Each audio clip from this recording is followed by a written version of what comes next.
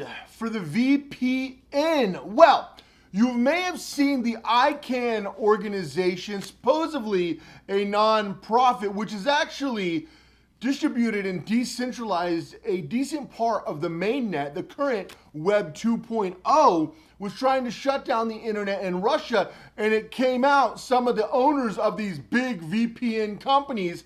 Now, we all pretty much know that big tech and big government has been buying up VPNs and data mining companies. In fact, I did this video recently talking about data miners and data companies, data agencies being bought up by federal governments and governments worldwide. Looks like over 95% of these data mining companies could be owned by governments like the United States and others over the next couple of years, which is a very scary proposition. But furthermore, the VPNs, which log all of your traffic, ISP for your entry, and then go through your encrypted tunnel, come out the other side being logged by big tech or big governments. It is not what it seems. There are a few VPNs you can use, and DVPNs are showing promise. I did a dedicated video on Orchid, this one right here, Orchid, which is one of my favorite DVPNs, and I've been invested in for a long time. Just to let you guys know and to be transparent, I believe in it, and I also back it because I think it's a great option. Mulled is one of my favorite, and you pay with crypto. You see, when you get on Mulled, you get a number that looks something like this, and you pay with crypto, and you're anonymous. You can pay for like 6 months or a year, and you're anonymous. You put in that number, and that's it. The thing is with your ISP, your internet service provider. So today, in operation, real VPN that doesn't sell your data. We're gonna break this down. All right, so you're gonna wanna buckle up and strap in for this one because this one's serious. You're actually paying for something that is tracking you. If I told you the government was making a list, would you opt into that list? Would you? It's a real question. Let me know, would you opt into that list? Okay, well, what about if you could pay a small amount of money, like maybe a tenner a month? What if you could pay $10 a month? Or what if you could pay maybe $100 in this Play-Doh money? Oh, no, this is real legal tender, but it might as well be toilet paper. What if you could pay with that, or maybe you could pay with this? Would you? Would you? Because that's what you're doing if you're utilizing a VPN. You're paying to have your traffic logged. You're paying for logs about yourself. Now, most of you, your ISP is your real identity. Your ISP should never have your real identity in these circumstances. Then you hop onto these VPNs. That's why I teach people how to become a ghost, because when you hop onto these VPNs, what happens? They create logs, but the logs are in an encrypted tunnel that your ISP can't see. So if they were honest, you'd be doing good, because then you would separate your ISP from your actual web traffic. And if they are a non-logging VPN, there would be no logs. They would be impossible to find out where you're going. And then if you set up your browser properly, at bare minimum, use a reasonable browser like Firefox or Brave. That's like bare minimum. I've done dedicated videos on the browsers I recommend, but at least like a Firefox Focus or a Brave at minimum. I'm not saying those are the greatest. Those are not the greatest, but they're a good start. Definitely don't be out here using Google Chrome or Safari or any of these other worthless. I mean, if you're doing that, you're being tracked at a level that is unprecedented anyway. So then from that point, you sign up with your VPN. Now, if you sign up for your VPN with your debit card or credit card, unless it's a ghost card, like I talked about in yesterday's video, talking about crypto debit cards or any other ghost card. I've done this video about ghost cards and actually how to set up offshore ghost cards. If you're not doing that, then they already have your identity linked to your VPN. And if it's a logging VPN, which I seen a statistic recently that 87% of VPNs are logged, you know, it's just getting to the point where it's insane when people are paying to give up their privacy. That's worse than your ISP. And here's why governments are doing this. You might say, well, Cody, why don't they just go to your ISP to get your traffic?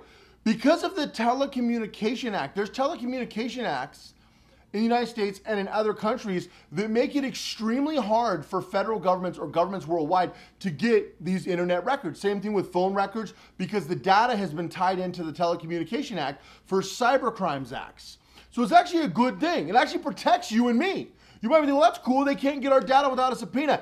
Yes, but what's the back door? The back door is tracking it through a VPN. And when VPNs got super popular, keep in mind, VPNs their origins were in the military and also as a corporation intranet tool, not the internet that you know, but the intranet, the internal communication system in large corporations used VPNs to encrypt their traffic. It's actually a great tool for that. Then they decided to repackage it and sell it as a consumer-based tool, made a lot of money. Then every YouTuber in the world decided to say, get this VPN and this one and this one and this one, and whichever one paid them the most money that month. Then everyone got on VPNs and governments thought, bing! We're just gonna buy up these companies and now we're gonna have data and logs on all of them. And you started seeing all of them change their terms of service. You started seeing all of them change the way they operate. You started seeing all of them own each other, who owns each other, who owns this one, who owns this one. And it's just a never ending story because ultimately these offshore corporations own them, which are owned and controlled by governments. Remember, own nothing, control everything. Well, keep in mind, the governments know this. This is not a super secret. This is what all the rich and all the powerful do. Now, I teach people like you how to do this so it can impact your life and you can have all the same asset protection, tax benefits, all the same situations where you take back your freedom, you stay out of the crazy social credit scores, you stay out of all the craziness that's happening in Europe right now, in Canada, Australia, and the United States. I teach people how to do this every day. But the governments are very good at buying this stuff in the around the outside, roundabout ways as well. And so the VPNs are tracking. So unless you buy a VPN anonymously, something like Mulled, you're not doing well. And you could use like a Tor browser through a Unix and then go to Mulled, set it up. You're going to get your number and you're going to use crypto. And if you're going to use some crypto like Bitcoin, make sure the Bitcoin has not been tied to you. I did a video recently talking to you about how every major exchange tracks the metadata. So everything you buy with crypto right now is being tracked unless you're a ghost. That's why it's so vital for you to become a ghost. You can check out the first link down below, but I teach you guys this step by step because if you're using crypto at all, it's no longer anonymous unless you're using something like maybe the Pirate Chain, if you're using Monero, something like that. Other than that, you're not private.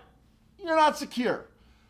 You're not doing well in a lot of regards. So, you need to keep this in mind when you're going down this process because ultimately what this process leads to is triple tracking.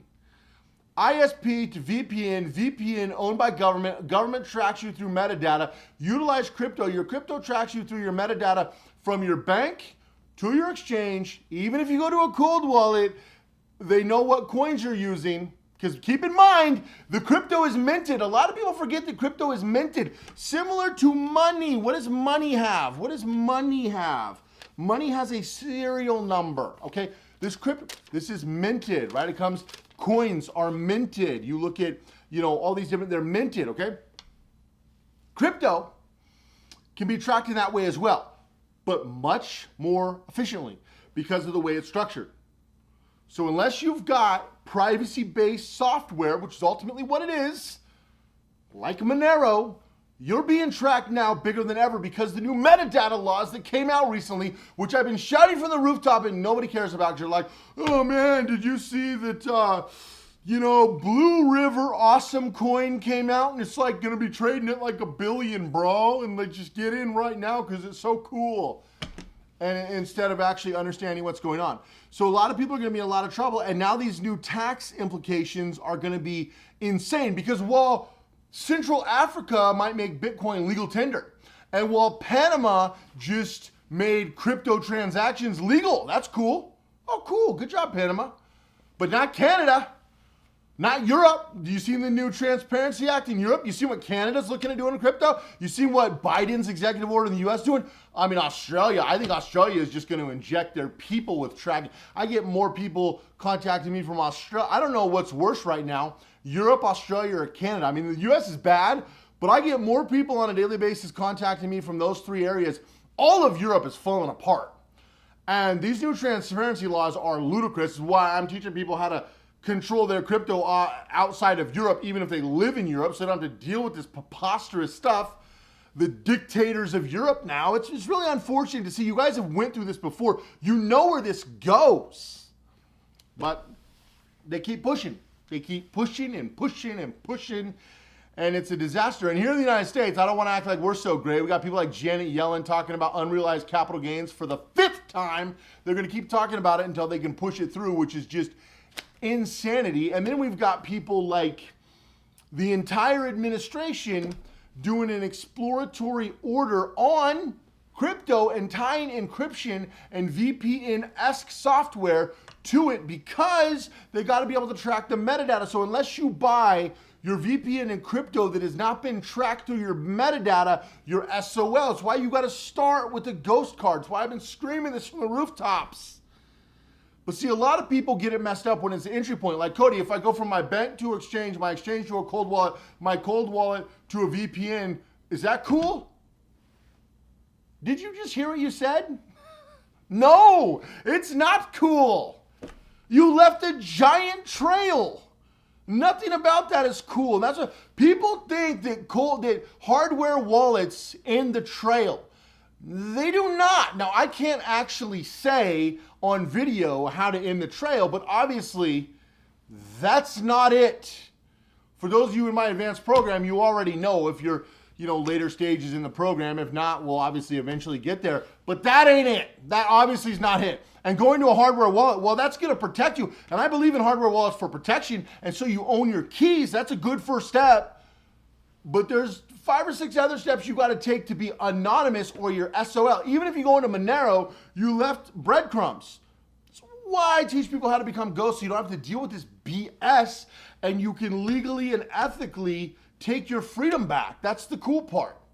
You're literally doing what the powerful people do. So if you're using that daisy chain into a VPN, you're basically wasting your time. What I'm saying is don't buy a VPN and think you're private if that's all you've done. Now, I would say you're probably, okay, let me be clear first.